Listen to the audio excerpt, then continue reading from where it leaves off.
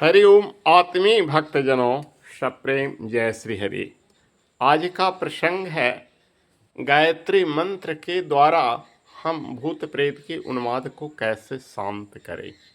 इस पर हमने बहुत पहले भी एक वीडियो आपको फायदे के लिए दिया था और इससे अनेकों व्यक्तियों को लाभ पहुंचा है। इसकी सूचना हम तक फोन के माध्यम से और मैसेज यानी कमेंट्स के माध्यम से मिला है। मुझे बहुत प्रसन्नता हुई कि माँ गायत्री की कृपा आप सभी को मिली। पुनः मैं उसी प्रसंग पर कुछ भिन्न तरीके से आज नए टिप्स प्रदान कर रहा हूँ। अगर आपको कोई पूछताछ करना है तो 620 287 1893 वाले नंबर पर संपर्क कर सकते हैं। जी हाँ, गायत्री मंत्र एक महामंत्र है, महाशक्तिशाली पावर है, एटॉमिक पावर है, परमाणु बम की शक्ति से भी ज़्यादा शक्तिशाली मंत्र है यह। अगर कोई भक्त इसका प्रतिदिन त्रिकाल संध्या करता है तो उसमें इतनी शक्तियां समाहित हो जाती है कि उसके दरस और परस, दरस कहते हैं देख लेने मात्र से ही भूत प्रेत की छाया सदा सदा के लिए खत्म हो जाएगी, और परस कहते हैं स्पर्श। अगर वह व्यक्ति स्पर्श करता है किसी भी छाया ग्रसित व्यक्ति को तो वो उस छाया से मुक्त हो जाएगा। दरस परस में इतनी शक्ति है गायत्री के साधकों में कि जो लाखों करोड़ों व्यक्तियों की कल्याण कर सकता है। जी हाँ, परंतु गायत्री की त्रिकाल संध्या हो या प्रतिदिन 1000 गायत्री जप संयमित रूप से जपने वाले व्यक्ति, ये नहीं कि मांस मदिरा पीने वाले भी व्यक्ति गायत्री मंत्र के जाप करेंगे और चाहेंगे कि मुझे भी वो लाभ मिले, तो नहीं मिलेगा।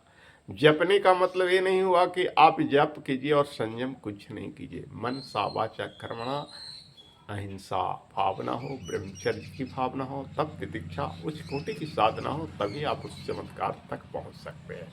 वरना सुन के सुन कोरे कागज के कोरे कागज ही जीवन रहेगा। अगर शक्ति प्राप्त करना हो तो मंत्र वही हो, हथियार वही है, बंदूक वही है, लेकिन निशाना साधने वाला साधन है। बाण तो सभी चलाते थे अपने युग में, लेकिन अर्जुन का हिमान क्यों निशाने पर लगता था?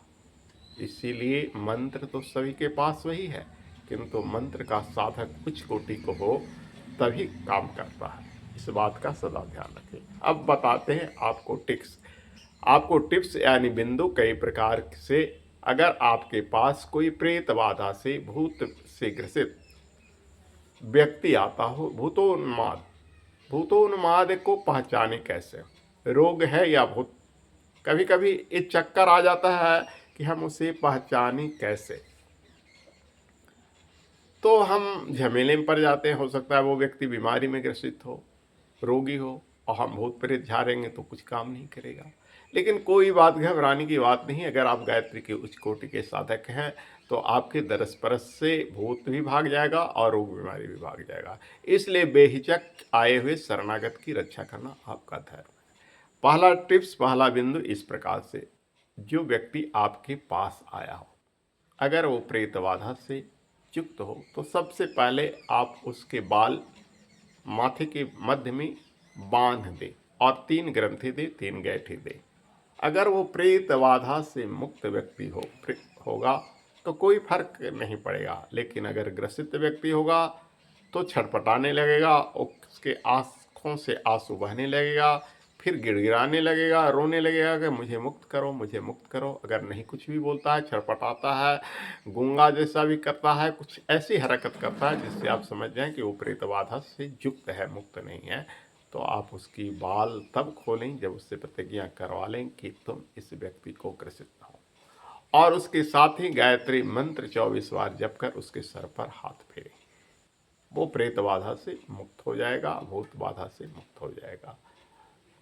दूसरा टिप्स इस प्रकार से है कि आप गंगा जल एक कटोरी में भर लें, दाएं हाथ उस पर रखें, 24 बार मन ही मन गायत्री मंत्र बुदाएं और उसे गंगा जल पिला दें।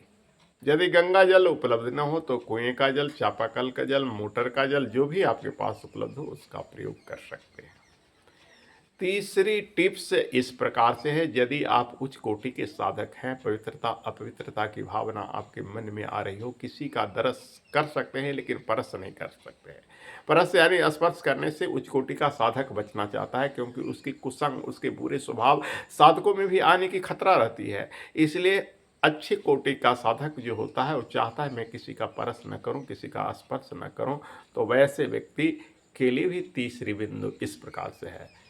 संपूर्ण शरीर उसको गायत्री मंत्र पढ़ते हुए ध्यान में लाए और एक आभा चक्र, एक प्रकाश किरण अपनी आंखों से बिखेरें कि उसके संपूर्ण शरीर गायत्री मंत्र के आवरण से युक्त हो रहा है। और हो सके तो गायत्री कवच का पाठ कर दें। गायत्री कवच सावित्री में शिरा पातु, शिखायाम अमृतेश्वरी, ललाटम ब्रह्म देवी च, भ्रुमों में पातु वैष्णवी, कर्णों में पातु रुद्राणी सूर्या सावित्र्यंबिके, गायत्री वदनम पातु शारदा दशनचिदम द्विजाने यज्ञ प्रिया पातु रश्नाम तु सरस्वती, संख्यानि नासिका में कपालम चंद्रहासिनी च्युकम वेद गर्भा च कंठम पातु नासिनी, स्तोम में पातु इंद्राणी, हृदय ब्रह्मवादिनी, उद्रम विश्वभोक्ति च नाभि पातु सुरप्रिया, जगनम नारसिंहा च पृष्ठम ब्रह्मांडारणी, पासों में पातु पद्माक्षी, गुह्यम में गोत्रिकाब्दु उर्वों कौरूपा च, जानव संध्यात्मिकाब्दु जगने पातु वक्षोभ्या गुल्फौ च ब्रह्म शीर्षिका, सूर्या पद्यम पातु चंद्रा पादं स्वे, सर्वांग वेद्यन्नी पातु में सर्वदा अनघा।